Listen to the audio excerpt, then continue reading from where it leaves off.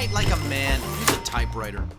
And it's a fight, and you have to end up asking yourself what's worth fighting for. What really gives you freedom in a world that seems to be closing in.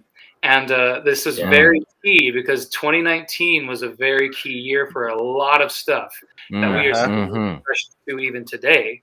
And even into 2020, all that stuff that's coming up, and you guys know what I'm talking about. I'll avoid naming specific themes so YouTube doesn't zap us. Appreciate you. Zucked. Appreciate you, brother. Exactly. Yeah. But you guys know what I'm talking about. And that is the important aspect of those first two sentences of the book. This is a fictional tale, but there is real world elements that still apply. And I've come to find out that I myself, as a Christian in today's world, align more with outlaws than I do with the sheriff. I find out that the scope is beginning to change, and the world is starting to close in, and things are changing, and the progressive movement continues to go forward. And so that's where Thomas is. That's where Thomas finds himself. And so it's a very, very, very important story to our current day. But at the at the very end of it, you have to figure out who's my family? Like, really, like, who can I, without a shadow of a doubt, who can I depend on? What is faith? What is that really? How can I attain that? How can I attain a personal relationship with God? And if not with God, what do you have to believe in? And of course, then freedom. Well, what's freedom?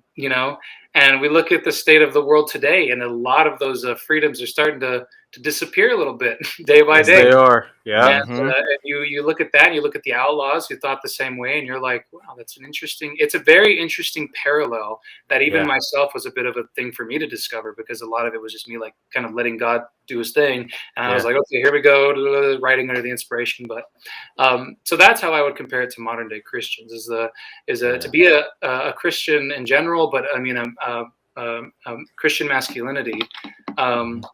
What do you think is worth fighting for? And are you man enough to fight that fight?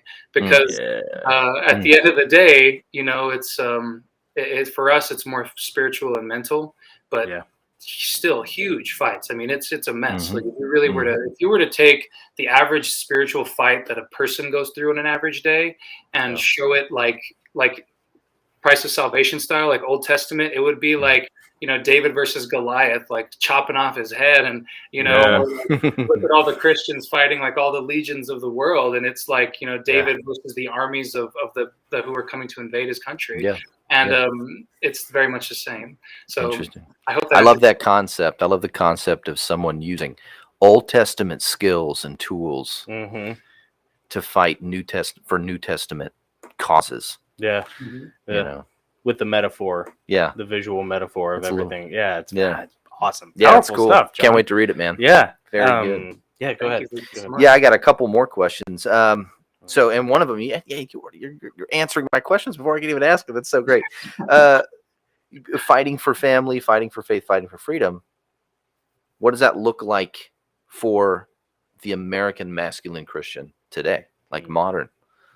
How would you define it? Everyone might define it differently, but I'd like to know your kind of take on that.